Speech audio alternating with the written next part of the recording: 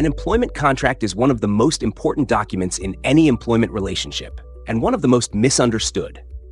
Many employees sign contracts without fully understanding what they are agreeing to. Many employers use templates that were written for different industries, different jurisdictions, or different organizational structures than the ones they currently operate in. And many managers who have direct responsibility for hiring have little idea what the contracts their organization uses actually contain. The consequences of poorly designed employment contracts range from expensive disputes to legally unenforceable clauses to long-term talent management problems that trace back to ambiguous terms agreed to years earlier. This video demystifies employment contracts, what they should contain, how they should be structured, and what both employers and employees need to understand before signing. The first milestone is understanding what an employment contract is and what it does. An employment contract is a legally binding agreement between an employer and an employee that establishes the terms and conditions of employment. It does not exist only when a written document is signed. In most jurisdictions, an employment contract is formed as soon as a job offer is accepted, even verbally. A written contract simply makes the terms explicit, which protects both parties. A contract without writing does not mean a contract without obligations. It means obligations governed by statutory minimums and implied terms determined by law, often in ways neither party anticipated. The key distinction in contract structure is between express terms, explicitly stated in the document, and implied terms, which exist by operation of law and are incorporated into every employment contract, regardless of whether they are written. Implied terms typically include the employer's duty to maintain a safe working environment, the duty to pay wages, and the employee's duty of fidelity and reasonable competence. Understanding this distinction matters because employers sometimes assume that because a contract says nothing about a particular matter, there is no obligation regarding it. That is frequently incorrect. The second milestone is the essential components of a well-structured employment contract. A comprehensive employment contract addresses at minimum 10 elements. First, parties, the full legal names of the employer and employee. Second, commencement date and, for fixed-term contracts, the end date. Third, position and duties, a clear description of the role, the primary responsibilities, and who the employee reports to. Fourth, place of work, where the work is performed, including any provision for remote or hybrid arrangements. Fifth, remuneration, the base salary or wage, payment frequency, and the basis for any variable pay. Sixth, working hours, the standard hours of work, any flexibility provisions, and the organization's policy on overtime. Seventh, leave entitlements, annual leave, sick leave, parental leave, and any other leave types, CHEPs, stated in terms consistent with applicable legal minimums. Eighth, notice period, the amount of notice required from either party to terminate employment, which should comply with or exceed legal minimums. Ninth, confidentiality, the employee's obligation not to disclose proprietary or confidential information during and after employment. 10th, intellectual property, establishing that work product created in the course of employment belongs to the employer. The third milestone is understanding the clauses that require the most careful attention. Post-employment restraint clauses, non-competition and non-solicitation provisions are among the most contentious in employment contract law. Their enforceability varies dramatically by jurisdiction.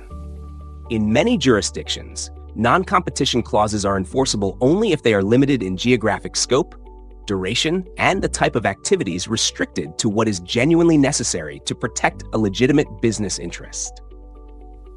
Clauses that are overly broad are frequently struck down by courts, but the employee may still face the cost of litigating that outcome. Variation clauses, which allow the employer to change the terms of employment unilaterally, must be scrutinized carefully, as they can significantly affect the protections that other terms appear to provide. Here is the trap. Both employers and employees commonly view employment contracts as onerous formalities rather than important governance documents. The result is that contracts are signed without being read, or read without being understood, or understood incorrectly because the reading was superficial. The employment contract is not a technicality. It is the foundational document of the employment relationship. The investment of 30 minutes to understand what it says and, where necessary, to seek clarification or legal advice is one of the most practical risk management decisions either party can make. Your go-to. Review the employment contract template your organization uses most frequently. Identify any clause that has been copied from a different context without review, or that has not been updated to reflect current law in your primary jurisdiction. That clause is your legal risk. Employment contracts and employment law work in tandem. The Employment Law Essentials video in this series gives you the regulatory framework that your contracts must comply with.